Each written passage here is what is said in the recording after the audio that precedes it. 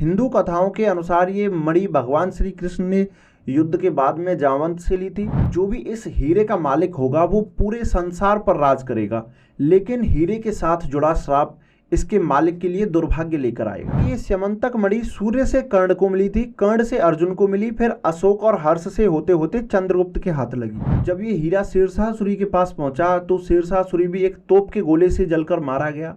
नमस्कार दोस्तों, आज हम बात करने वाले हैं एक शापित हीरे के बारे में। उस हीरे को दुनिया का हर शासक पाना चाहता था, लेकिन उस हीरे के साथ जुड़ा उसका काला साया उस राजा और उस राज्य का अंत कर देता था। हम बात कर रहे हैं इस समय टावर ऑफ लंदन के ज्वेल हाउस में रखे स्यमंतक मणि नाम के हीरे के बारे में। क्या हुआ, ये नाम पहले कभी सुना नहीं? तो चलिए इसका वो नाम बताता हूँ जिससे आप सब लोग भली भांति परिचित हैं। हम बात कर रहे हैं हीरों के राजा कोहिनूर के बारे में। इस हीरे के बारे में बहुत सी कथाएं प्रचलित हैं, लेकिन ऐतिहासिक साक्ष्य इसके बारे में क्या कहते हैं? इस हीरे का सबसे पहला मालिक कौन था? उसको ये हीरा मिला कहाँ से? किसने इस हीरे को ये कोहिनूर नाम दिया?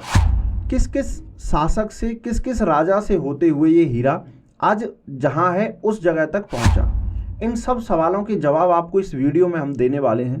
तो चलिए शुरू करते हैं।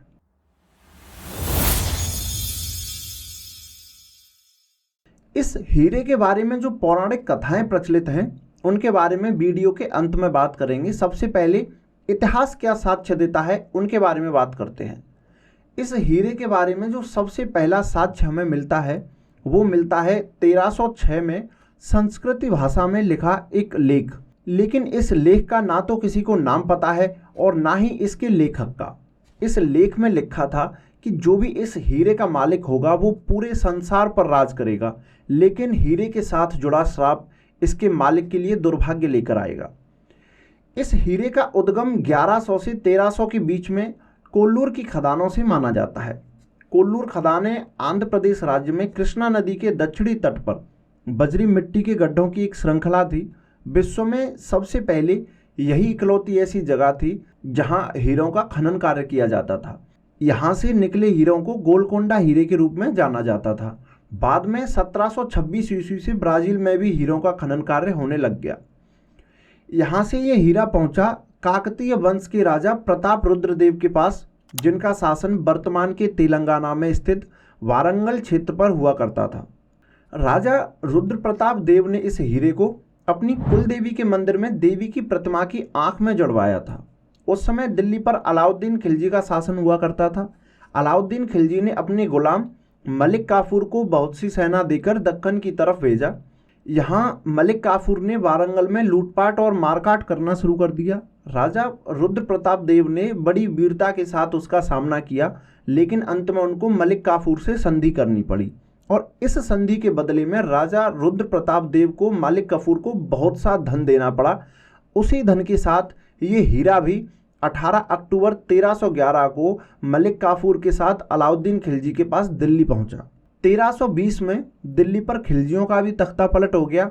इसके बाद 1320 से 1413 तक दिल्ली पर तुगलकों ने शासन किया।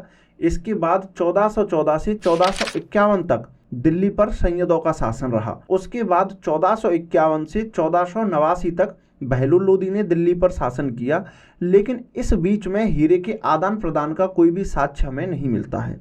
तो मान सकते हैं कि 1311 से 1489 तक सिकंदर लोदी के राजा बनने तक ये हीरा करीब 200 साल दिल्ली में ही था।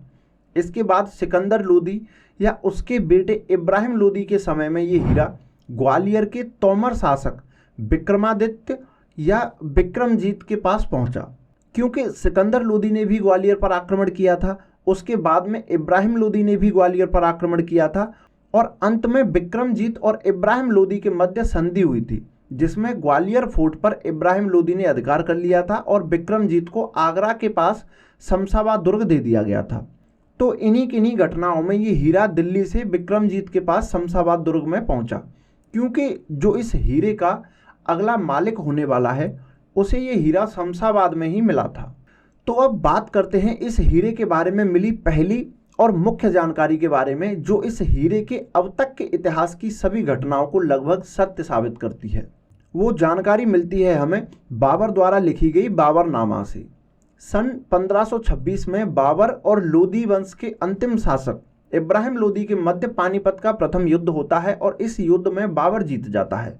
इसी युद्ध में वही राजा विक्रमजीत लोदियों के प्रति वफादारी से लड़ते हुए वीरगति को प्राप्त होते हैं।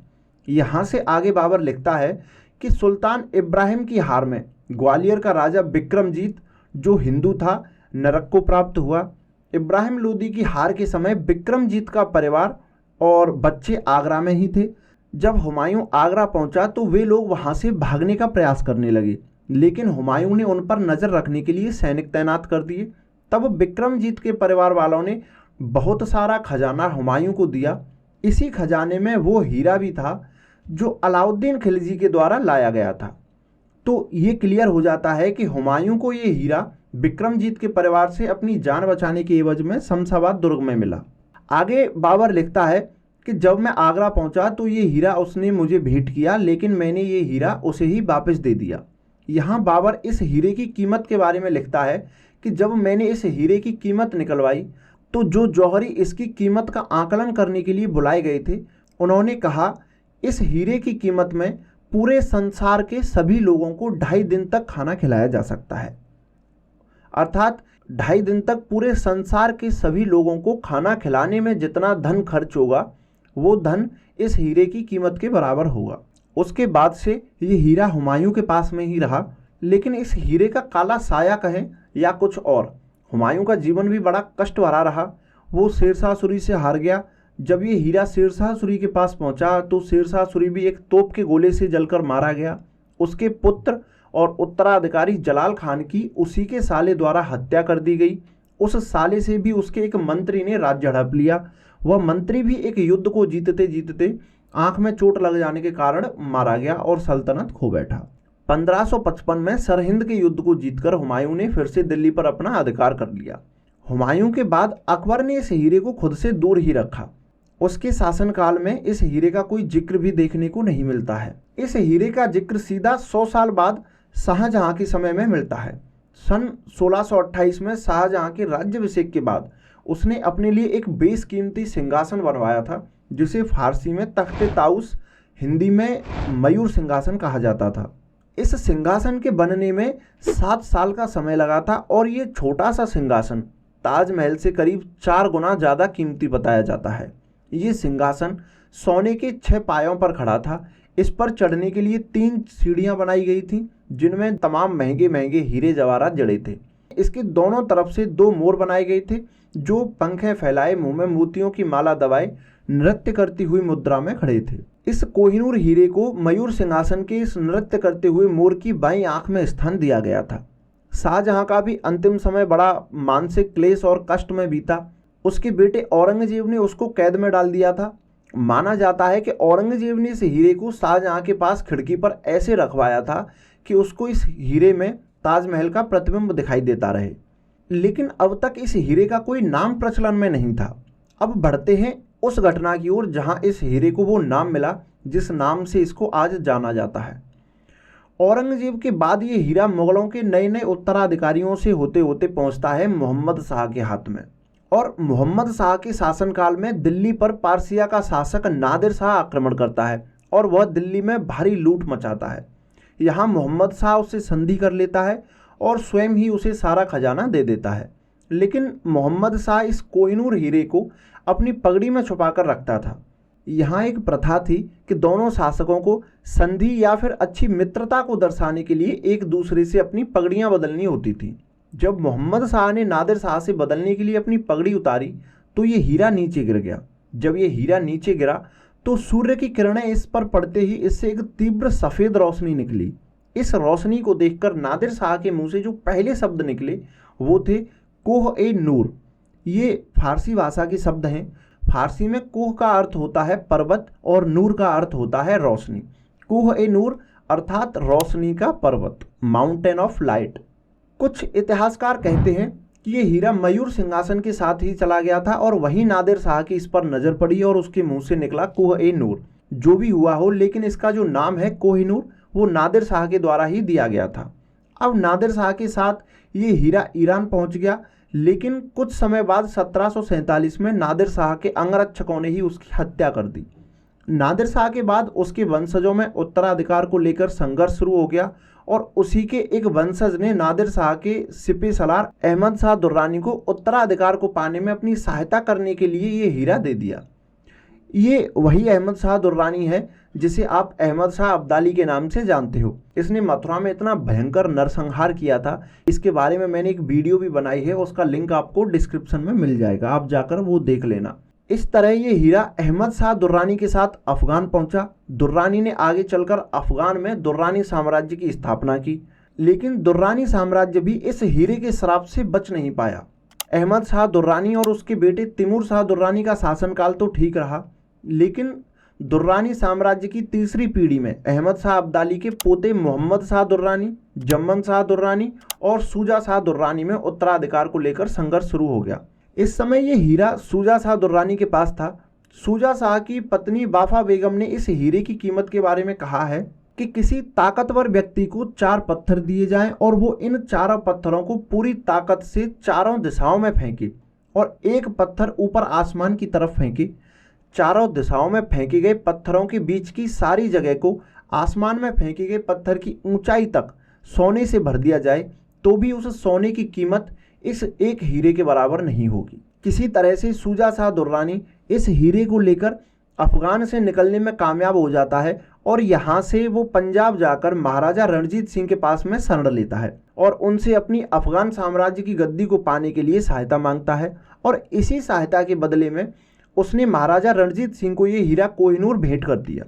इस प्रकार अब ये हीरा साल 1813 में महाराजा रणजीत सिंह के पास पहुंच गया। महाराजा रणजीत सिंह इसे बाजूबंद में अपनी बाह पर बांधा करते थे। अपने अंत समय में महाराजा रणजीत सिंह इस हीरे को उड़ीसा के जगन्नाथ मंदिर में दान कर देना चाहते थे, लेकिन 1839 में उनकी मृत्यु के बाद इस विषय पर विवाद हुआ और फैसला हुआ कि इस हीरे को राजकोष में ही रहने दिया जाएगा। लेकिन अब तक ईस्ट इंडिया कंपनी लगभग पूरे नॉर्थ इंडिया पर अधिकार कर चुकी थी और लगातार पंजाब पर अपना अधिकार जमाने का प्रयास कर रही थी और ईस्ट इंडिया कंपनी की भी इस हीरे पर नजर थी। ब्रिटिश हुकूमत का पंजाब और इस हीरे को पाने का सपना महाराजा रणजीत सिंह की मृत्यु के 10 वर्ष बाद साकार होता है। 1949 में द्वितीय आंग्ल सिख युद्ध समाप्त हुआ। उस समय सिख राजवंश के 2 सदस्य ही बचे थे, एक महाराजा रणजीत सिंह की सबसे छोटी महारानी रानी जिंदन और दूसरे उनके बेटे जो अभी करीब 12 वर्ष के थे, prince Dalip Singh. East India Company ने पंजाब को ब्रिटिश राज के अधीन घोषित कर दिया और रानी जिंदन को जेल में डाल दिया। यहाँ डलहौजी प्रिंस दलीप सिंह से एक लाहौर ट्रीटी साइन करवाता है जिसमें इस कोहिनूर हीरे को क्वीन विक्टोरिया को देने के बारे में मुख्य रूप से उल्लेख किया गया था। ट्रीटी में लिखा गया महाराजा रणजीत सिंह की अन्य संपत्ति के अलावा वो हीरा जिसे कोहिनूर कहा जाता है जो रणजीत सिंह को शाह शुजा द्वारा दिया गया था, वो भी लाहौर के महाराजा इंग्लैंड की क्वीन को सौंप देंगे। और इस तरह ये हीरा इंग्लैंड की क्वीन विक्टोरिया के पास पहुंच गया। लेकिन ब्रिटिश हुकूमत को भी इस हीरे के साथ जुड़े इसके श्राप का डर था जो 1306 में पाए गए उस संस्कृत के लेख में लिखा मिला था। लेकिन साथ ही उस लेख में नीचे लिखा था कि सिर्फ ईश्वर या स्त्री ही इस हीरे के ऐसे मालिक हो सकते हैं जिन पर यह श्राप असर नहीं करेगा। तो रानी विक्टोरिया ने फैसला किया कि सिर्फ क्वीन ही इस हीरे को पहन सकेंगी। अगर गद्दी पर कोई पुरुष शासक विराजमान है तो इस हीरे को उसकी पत्नी ही पहनेगी।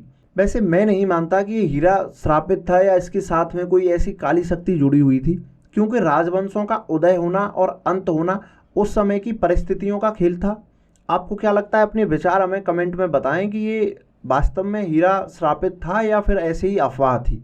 साल 1851 में इस हीरे को आम जनता को दिखाने के लिए हाइड पार्क में आयोजित द ग्रेट एग्जीबिशन में रखा जाता है, लेकिन वहां की जनता को यह हीरा महज एक कांच के टुकड़े से ज्यादा और कुछ नहीं लगता। इंग्लैंड की एक मैगजीन पंच ने तो इसका नाम माउंटेन ऑफ लाइट की बजाय माउंटेन ऑफ डार्कनेस लिख दिया था। इन आलोचनाओं के कारण क्वीन विक्टोरिया के हस्बैंड प्रिंस अल्बर्ट ने कोहिनूर की रीकटिंग और रीपॉलिशिंग कराने का फैसला किया जिससे कि इसकी चमक और अच्छी हो जाए। इस रीकटिंग और रीपॉलिशिंग के कार्य में इंग्लिश और डच डायमंड एक्सपर्ट्स को लगाया गया। कोहिनूर को रीशेप करके एक अंडाकार रूप दे दिया गया और इस पूरे प्रोसेस में इन एक्सपर्ट्स को करीब 45 घंटे का समय लगा।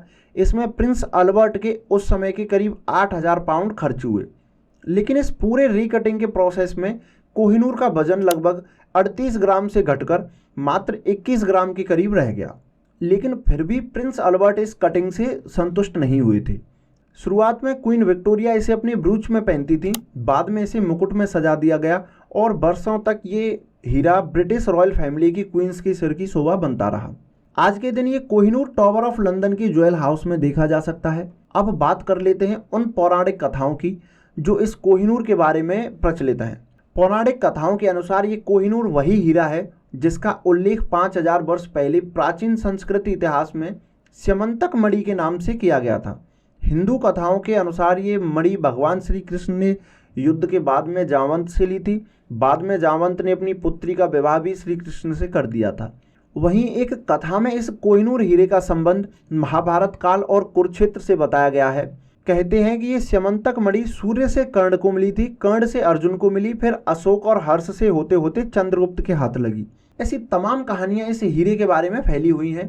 अब इस हीरे पर भारत के साथ साथ पाकिस्तान, अफगान और ईरान भी अपना अपना स्वामित्व होने का दावा करते हैं, क्योंकि नादिर शाह इसे ईरान लेकर गया था, अहमद शाह दुर्रानी इसे अफगान लेकर गया था और महाराजा रणजीत सिंह का शासन उस समय लाहौर पर था जो आज के पाकिस्तान में है। आपको क्या लगता है कि इस कोहिनूर हीरे का असली हकदार कौन सा देश है? मुझे तो लगता है कि इस पर सिर्फ और सिर्फ भारत का ही अधिकार है, क्योंकि इसका ओरिजिन भारत में हुआ और सबसे ज़्यादा समय ये भारत के शासकों के पास ही रहा। इस कोहिनूर हीरे के बारे में आपके जो भी विचार हैं हमें कमेंट करें। वीडियो अच्छी लगी हो तो लाइक करें, चैनल पर नए हो तो सब्सक्राइब कर लीजिए। मैं आपके लिए इतिहास से जुड़े ऐसी किस्से कहानियाँ लाता रहता हूँ। धन्यवाद।